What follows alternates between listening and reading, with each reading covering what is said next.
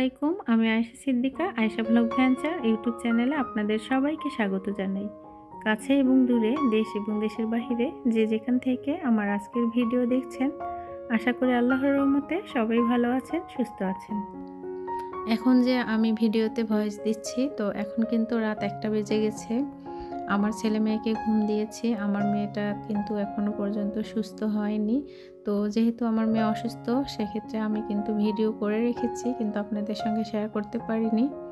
আর আজকে যে ভিডিওটা আপনাদের সঙ্গে শেয়ার করছি, এটা কিন্তু আমি আমাদের মেজো বোনের বাড়িতে বেড়াতে গিয়েছিলাম সেই ভিডিওটা যখন করেছিলাম তখন কিন্তু আরব মানহা দুজনেই সুস্থ ছিল এবং আমরা কিন্তু এই লং জার্নিটা করেছিলাম অটোতে করে। কখনো আসলে এভাবে আপুর বাড়িতে যাওয়া হয়নি। তো আমার ছেলেমেয়ের আবদার ছিল যে গ্রামের রাস্তা ওরা দেখতে দেখতে যাবে, তো গাড়িতে উঠবে না, গাড়িতে তাদের জার্নি করতে ভালো লাগছে না। তো সেক্ষেত্রে আমরা প্রাইভেট গাড়ি বাদ দিয়ে কিন্তু এরকম অটোতে করে জার্নিটা করেছিলাম। আরবের স্কুলে যাওয়া আসা করি আমরা অটোতে করে, কিন্তু বাসা থেকে তো স্কুল কাছে, তো খুব বেশি একটা সময় লাগে না। তো আজকে ফার্স্ট টাইম কিন্তু এরকম একটা লং জার্নি আমরা অটোতে করে করছি, অনেক বেশি ভালো লেগেছিল। তিস্তা ব্রিজ কিন্তু আমার কাছে মনে হয় সবার কাছে একটা সুপরিচিত নাম। তো আমরা কিন্তু তিস্তা ব্রিজ হয়ে যাচ্ছি।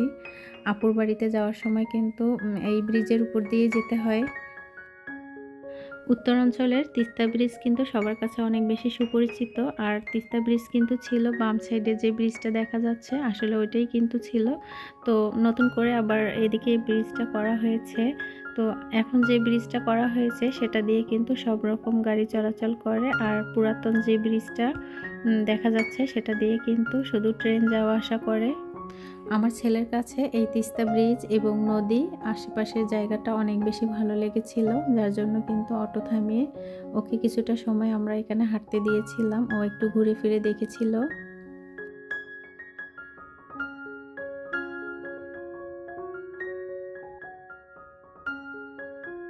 এখন কিন্তু আমরা আপুর বাসার সামনে চলে এসেছি। তো এসেই আমার মেয়ে এই যে সবকিছু দেখে প্রশ্ন করা শুরু করে দিয়েছে, এটা কি মাম্মি, ওটা কি? তো ওর প্রশ্নের উত্তর দিতেই আমার অবস্থা খারাপ হয়েছে। তখন বললাম যে আগে বাসার ভিতরে চলো, পরে কিন্তু তুমি এসে এগুলো দেখতে পারবে। তো এটা ছিল আমার আপুর বাসা, আর পাশে ছিল তাদের প্রতিবেশী। গ্রামীণ পরিবেশ আর খোলামেলা জায়গা দেখে দুই ভাই বোন আসলে এতটাই আনন্দিত হয়েছে, কি করবে বুঝতে পারছে না।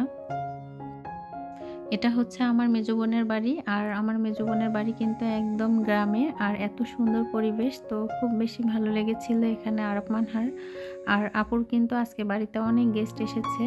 তো আমরা কি কি নিয়ে এসেছি আপুকে আসলে আমি ব্যাগ থেকে বাইর করে একটু হেল্প করছিলাম। আমাদের যে রংপুরে বৈশাখীর যে নাস্তা পাওয়া যায়, তো এখানকার নাস্তাগুলো কিন্তু আপুর মেয়ে আমার ভাগ্নি অনেক বেশি পছন্দ করে।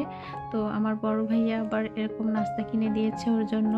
আম্মু গরুর মাংস, মুরগির মাংস, পিঠা, পায়েস, মেয়ের বাড়িতে আসলে যা কিছু নিতে হয় সব কিছু আর কি নিয়ে এসেছে। আর আমার ছেলে মেয়ে যেখানে থাকবে সেখানে তো অবশ্যই চকলেট থাকতে হবে। তো এই ফক্স চকলেট নিয়ে এসেছি আমার ছেলে মেয়ের জন্য। দুপুরের খাবার শেষ করে এই যে আমি রেস্ট নিচ্ছিলাম, আর এমন সময় আমার ছেলে কটকটি হাতে নিয়ে এসেছে। এটা আসলে দেখে আমার ছেলে এতটা খুশি হয়েছে, মানে ও ছোট থেকেই এর নাম শুনি কিন্তু কখনো ওর খাওয়া হয়নি। তো খেয়ে বলছে যে ওর কাছে অনেক বেশি ভালো লেগেছে। তো আমার মেয়ের কাছে কিন্তু ভালো লাগেনি, ও চকলেট খাচ্ছিল। তো আমার মেয়ে একটু খেয়েও দেখেনি যে এটা আসলে স্বাদ কেমন।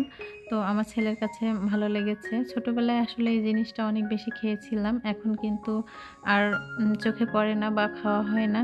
তো আপুর বাসায় এসে আবার আপুর ননদের ছেলে নিয়ে এসেছিল, তো সেখান থেকে আমার ছেলে খেয়েছিল। নানু বাড়িতে আসার পর থেকে আমার ছেলে মেয়ে কিন্তু অনেকটা আনন্দের সময় পার করছে। আর আমার মেয়েটা কিন্তু অনেক দুষ্টু মিষ্টি মেয়ে। তো ও কিন্তু খেলা করতে এবং দুষ্টুমি করতে অনেক বেশি পছন্দ করে। কিছুটা সময় রেস্ট নিতে পেরেছি, তারপর কিন্তু আমার মেয়ে শুরু করেছে, মাম্মি চলো বাহিরে যাব। তো বাহিরে নিয়ে এসেছি। তো এখানে আমার আপুর চাচি শাশুড়ির বাসার সামনে এসে দাঁড়িয়ে ও একটা গরুর বাছুর নিয়ে খেলা করছিল। ভিডিওর মাঝখানে আপনাদের কাছে আমার ছোট্ট একটা রিকোয়েস্ট থাকবে, ভিডিওর কোনো অংশ যদি আপনাদের সামান্য পরিমাণ ভালো লেগে থাকে তাহলে প্লিজ ভিডিওটিতে একটা লাইক দিবেন। যারা আমার আজকের ভিডিও দেখছেন, আশা করি পুরো ভিডিও দেখে তারপর কমেন্টস করবেন। অনেকেই আছেন যারা ভিডিও না দেখে আসলে কমেন্টস করেন, তাদের কিন্তু কমেন্টস পড়লেই বোঝা যায় যে আসলে তারা কিন্তু পুরো ভিডিও না দেখে কমেন্টস করেছে। যারা আমার ভিডিও দেখেন এবং আমার চ্যানেলটি ভালোবেসে সাবস্ক্রাইব করে রেখেছেন, তাদের জন্য অসংখ্য ভালোবাসা ও দোয়া রইল। যারা আমার চ্যানেলটি এখন পর্যন্ত সাবস্ক্রাইব করেননি, তারা চাইলে আমার চ্যানেলটি সাবস্ক্রাইব করে রাখতে পারেন। খালামণির বাড়িতে ঘুরতে এসে দুই ভাই বোন শুধু চারদিক ঘুরে ফিরে দেখছে আর নানা রকম প্রশ্ন করছে। তো এই যে তাদের ছোট ছোট প্রশ্নের উত্তরগুলো দিচ্ছি আর তাদের পিছু পিছু ঘুরে বেড়াচ্ছি যে তারা কখন কোথায় দুষ্টুমি করছে, কোথাও ব্যথা পাবে কিনা। এই যে তাদের পিছে পিছে আমাকে কিন্তু ঘুরতে হচ্ছে। এই যে জায়গাটা দেখতে পাচ্ছেন, এটা কিন্তু আমার মেজো বোনের বাড়ির পিছনের দিকটা। তো এখানে কিন্তু পরপর 3টা পুকুর আছে আর পুকুরে কিন্তু অনেক মাছ। আর এখন যেহেতু শীতের সময়, যার জন্য কিন্তু পুকুরের পানিগুলো এরকম একটা কালার দেখাচ্ছে। যেহেতু পানি এখন কমে এসেছে, তো পানিগুলো কিন্তু কালো লাগছে। আর এখানে যেহেতু প্রচুর পরিমাণে বাঁশঝাড় আর চারিদিকে গাছপালা, তো সেরকম একটা আলো আসতে পারিনি, যার জন্য কিন্তু পানিগুলো এরকম কালার লাগছে। কিন্তু আসলে এখানে কিন্তু পর্যাপ্ত পরিমাণে মাছ আছে। আর এই যে আমার হাতে একটা ছিপ দেখতে পাচ্ছেন, আমার মেয়ে কিন্তু কোনোভাবেই ছাড়বে না, সে মাছ ধরবে। তো আমার হাতে ছিপটা নিয়ে চলে আসতে হয়েছে পুকুর পাড়ে। আমার মেয়ে বলছে যে মাম্মি এখন তুমি মাছ ধরো। তো আমি বললাম যে মা আমি তো আসলে ছিপ দিয়ে এইভাবে মাছ ধরতে পারবো না, তো কিছুটা সময় অপেক্ষা করতে হবে। তোমার আঙ্কেল চলে আসলে তখন কিন্তু আঙ্কেল সহ তুমি মাছ ধরতে পারবে। তখন ও বলছে যে এখানে তো ভাইয়া আর আঙ্কেল কেউ নেই। তো আমি বললাম যে কিছুটা সময় অপেক্ষা করো, চলে আসবে।